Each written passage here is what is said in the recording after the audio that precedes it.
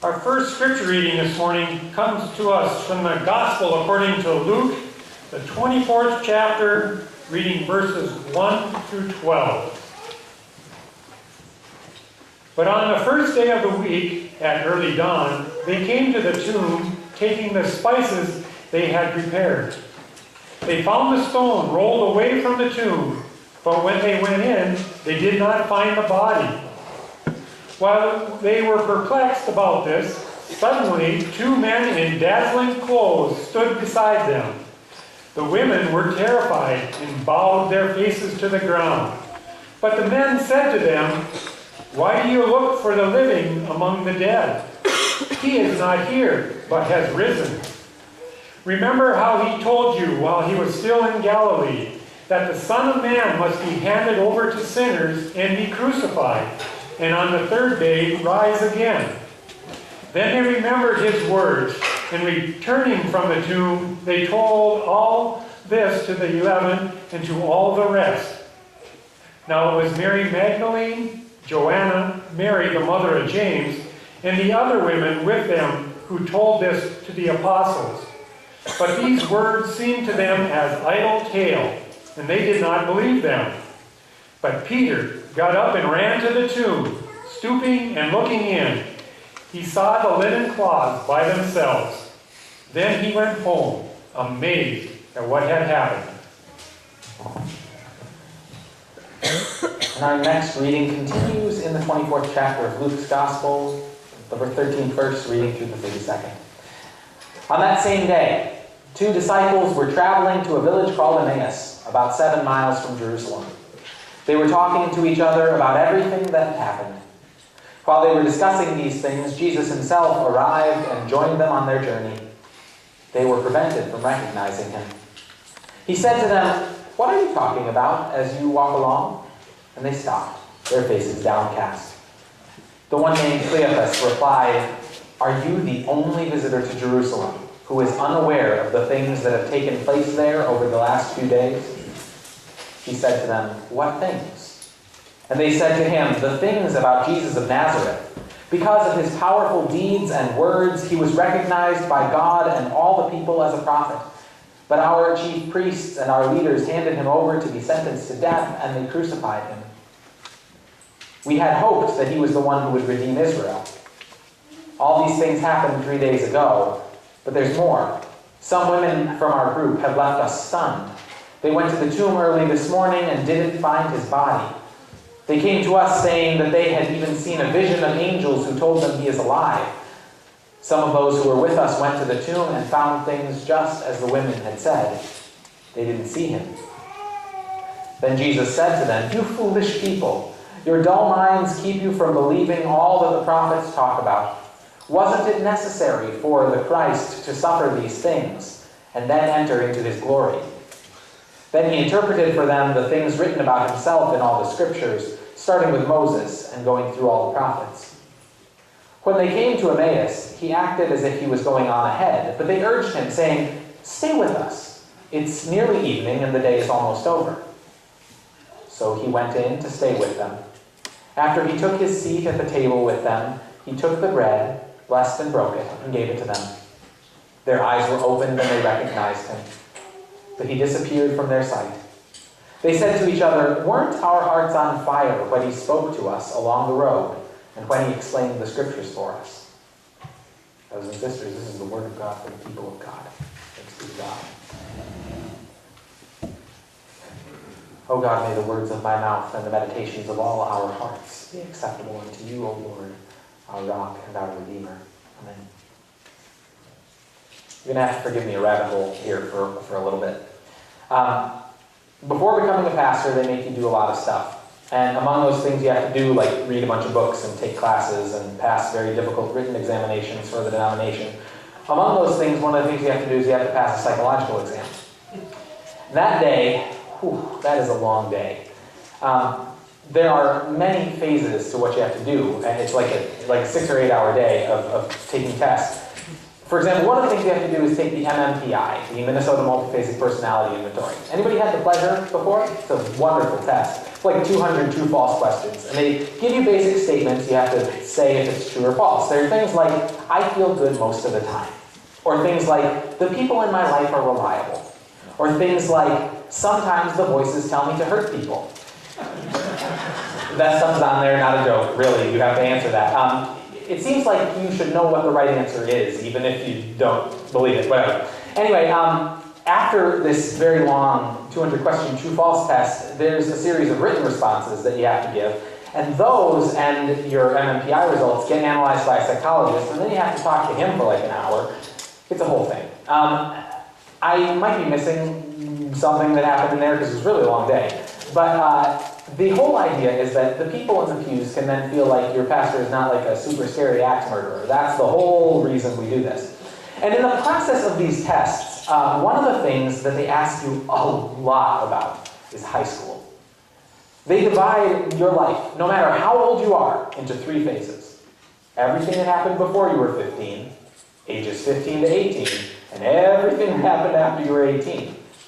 Now, I did that test when I was 26, so that was a reasonable way to cut out my life. But for people who are second career pastors, if you're 55 years old, you're going into ministry, they tell you everything that happened before 15, 15 to 18, and then 18 to 55. That's all one boring, long thing. The reason that they do this is that this sort of 4 odd little years of high school sometimes has a way of creating or sustaining most of the baggage you have in your life. That comes there. Being a smart aleck, when I was taking this test in my written responses, I was challenging, I was saying like, well, actually, some of my things happened in 8th grade or when I was 20, so I don't know why you're freaking it up this way. And the psychologist wrote something like, candidate wishes to challenge questions, displaying creative thinking and difficulty following the rules.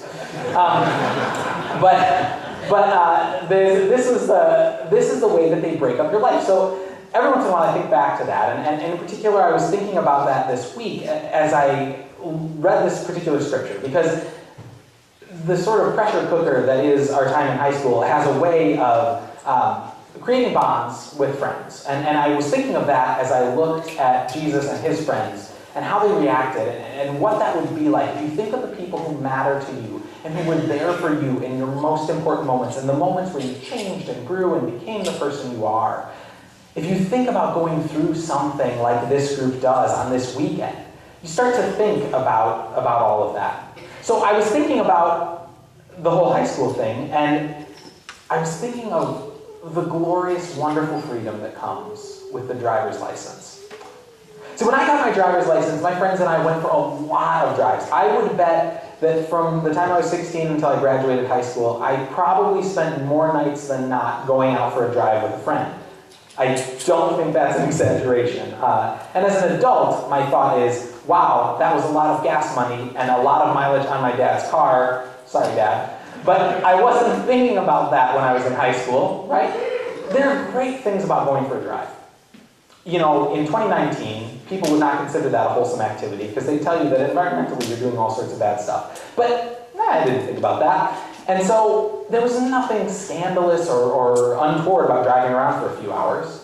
And all things considered, rather than the common alternatives like going out to eat or going to a movie or something, this was a cheaper way to spend time with my friends. You know, gas ain't cheap, but movie tickets aren't either. The best thing about going for a drive is that you talk the whole time, right? I mean, you've been on a road trip with someone, especially someone you don't know very well, you know them really well by the end of it. See, when we talk with other people, there's often a third thing. You probably don't think about this as you're talking, but how often are you talking with someone in the winter and you think, we're not doing anything else, but there's a crackling fire in front of you because there's a thing to look at, right? You're playing a game and you talk, and the bonding and the talking is what you care about, but there's the board game there. There's another thing in the room.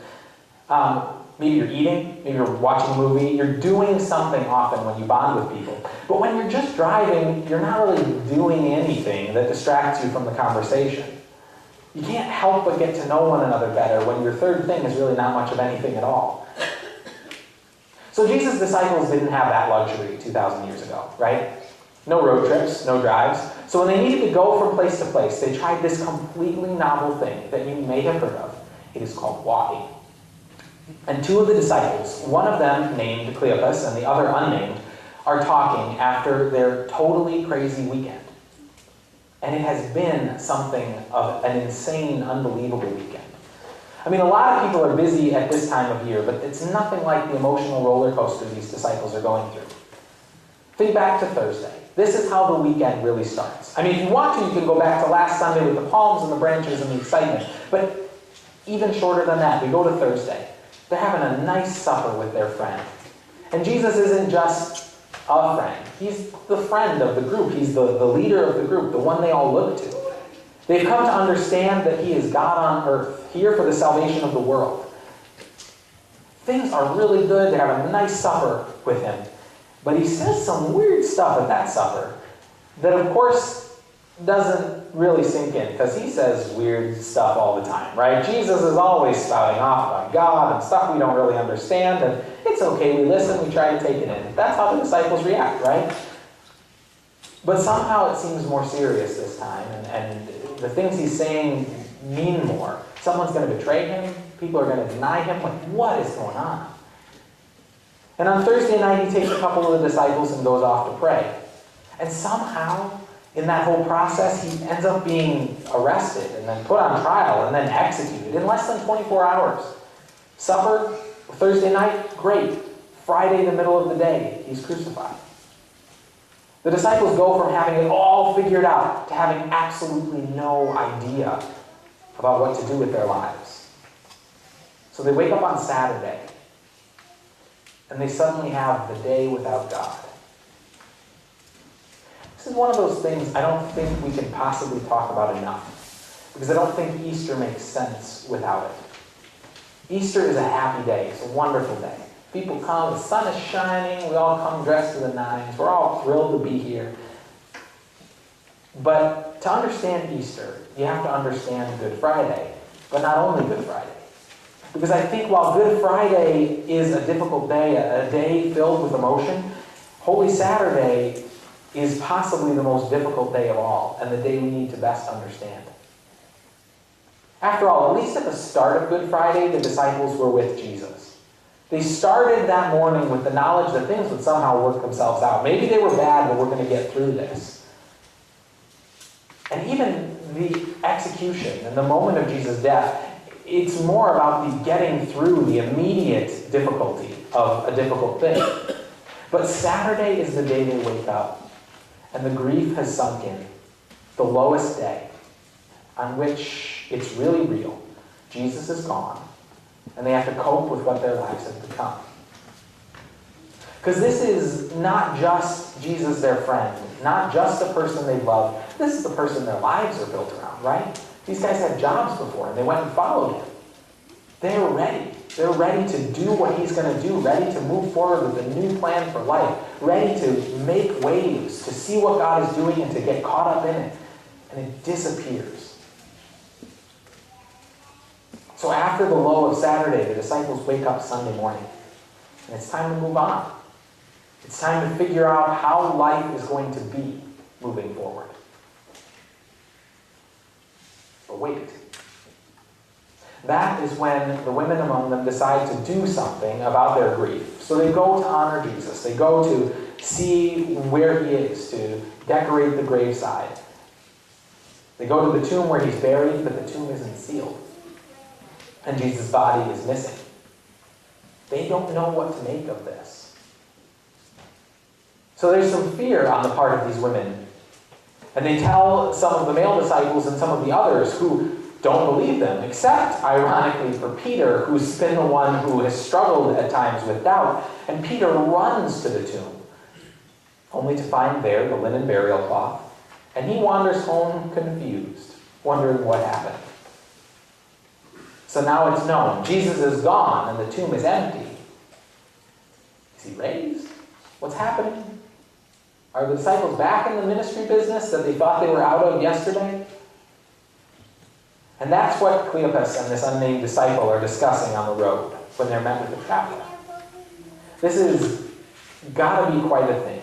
If you ever have one of those conversations with someone where you decide where your life is going next, those are heavy conversations, and that's the conversation they're having. This traveler starts with an innocuous comment to them. What are you guys talking about? And they're all, only what everyone is talking about. and they relay to this traveler the story of Jesus.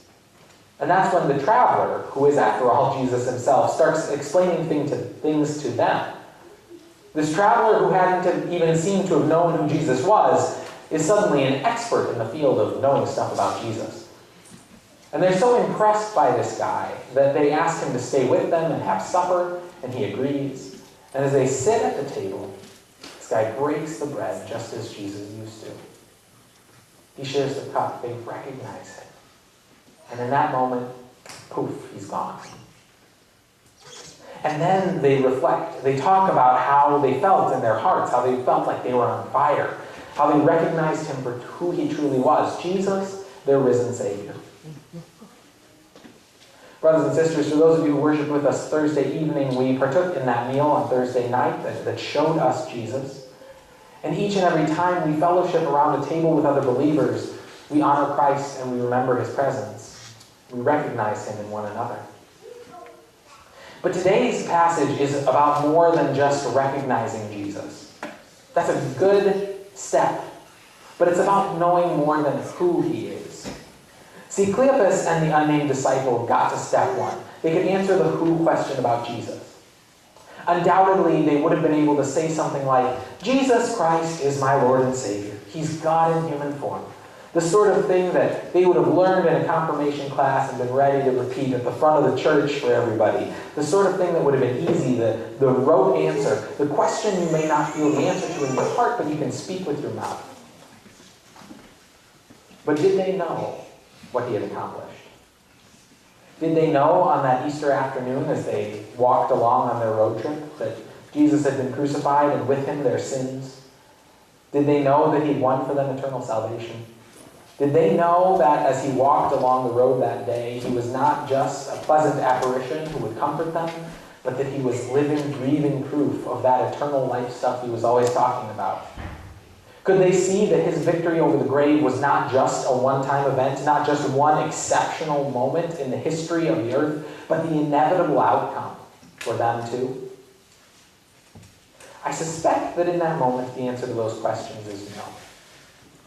I suspect they were too surprised to think about what it all meant, and I suspect that even if they had been able to process it, they wouldn't have particularly cared because they were in his presence, and that's all that mattered. But for us who live today, we have a different perspective, a 2,000-year perspective, in fact. We don't have Jesus standing bodily next to us, but his presence is still something we can know through our relationship with him. And what's more, we can see what Easter has been. Easter is the end of the story, dropped into the middle. Easter is the final victory of God shoved into the middle of history, where it can sit on high for everyone to see. Brothers and sisters, Easter Sunday is the day we see that all the bad stuff this world can bring, no matter how strong it seems, will never be able to overcome God and God's ultimate plans for the universe. Think about this weekend again. When the Romans, arguably history's most powerful empire, brought a cross into town. They did so to strike fear into the hearts of residents. The cross was a symbol of political power, a symbol of fear, a symbol of death. A reminder that you are small and the empire is big. In our world today, we can wear crosses. I will not. For a win. I will not. We wear them. We hang them up in our homes. Today, they're not symbols of empire and not symbols of death. They are symbols of God and God's everlasting life. In the Protestant tradition, when we hang a cross, the cross is empty because we remember that Jesus is no longer there. This is a story about your friends leaving you behind as Jesus' friends did, betraying him, denying him, and even those who stuck by just watched and did nothing more. Even when everyone who loves you turns their back, God is steadfast. God can pull you out of a muck so deep you stop believing that there's a bottom, and only God can pull you out from that place. Brothers and sisters, Easter is the story of how God wins. Whatever we face, we can know that God will reign. And we know that our future is secure because there is nothing, as the Apostle Paul tells us, Not life or death, not angels or rulers, not present things or future things, not powers or height or depth or anything else that is created that can separate us from God's love in Christ Jesus. And Easter is proof of that. So brothers and sisters, Easter is here. Easter is the day, it is the season, but most importantly, Easter is the reality that we live in each and every day. And thanks be to God who makes it so. Amen.